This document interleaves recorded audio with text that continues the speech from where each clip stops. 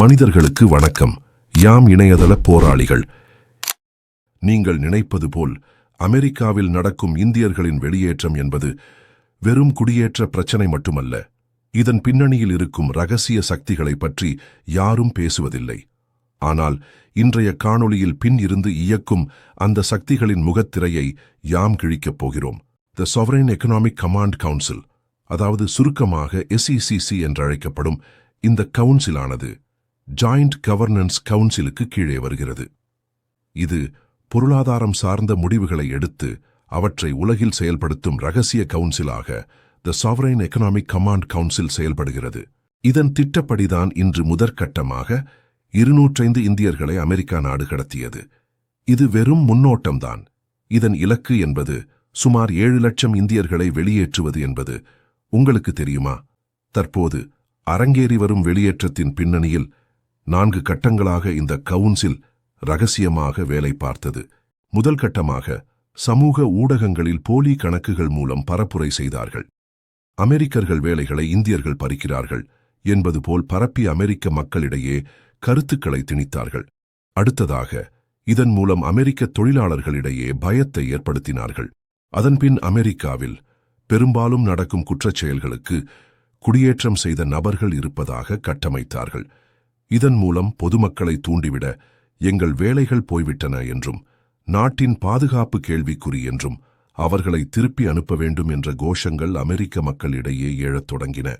இரண்டாவது கட்டமாக ஊடகங்கள் மூலம் தினசரி செய்தித்தாள்களில் குடியேற்றம் சார்ந்த திட்டமிட்ட செய்திகள் போடுவது, தொலைக்காட்சி விவாதங்களில் ஒருதலைப்பட்சமாக குடியேற்றத்திற்கு எதிரான கருத்துக்களை முன்வைப்பது, புள்ளி விவரங்களை திரித்து காட்டுவது என ஊடகங்கள் வழியாகவும் தூண்டினார்கள்.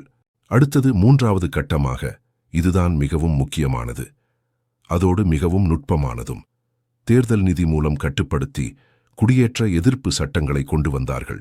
அதோடு இந்திய அமெரிக்க மக்களிடையே உள்ள உறவுகளை இதன் மூலம் பிளவுபடுத்தினார்கள். இதுவரை அரங்கேறியவற்றை தான் 3 கட்டமாக நடத்தியுள்ளார்கள். இதன் இலக்கு என்பது இனி நடக்கவிருக்கும் 4ஆம் கட்டமாகும். இதன் மூலம் பொருளாதார நெருக்கடியை ஏற்படுத்துதல் என்பதுதான் 4ஆம் கட்டம்.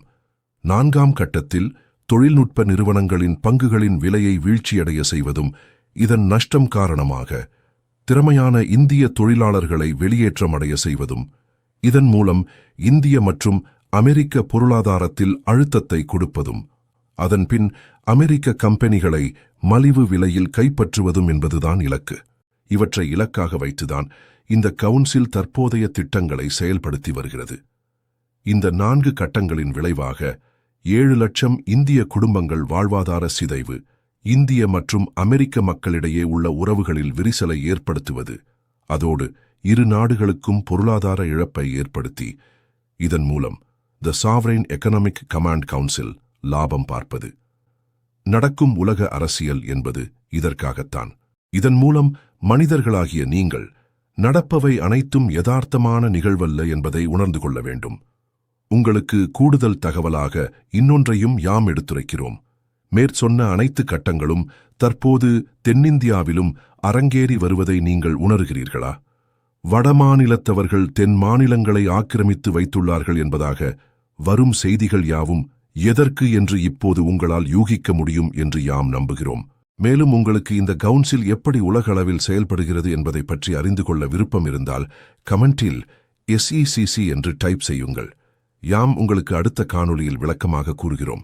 இந்த காணொளி உங்களுக்கு பயனுள்ள தகவலை தந்திருந்தால் மறக்காமல் லைக் என்ற விருப்பத்தின் மூலம் ஆதரவு தாருங்கள். நன்றிகள் பல.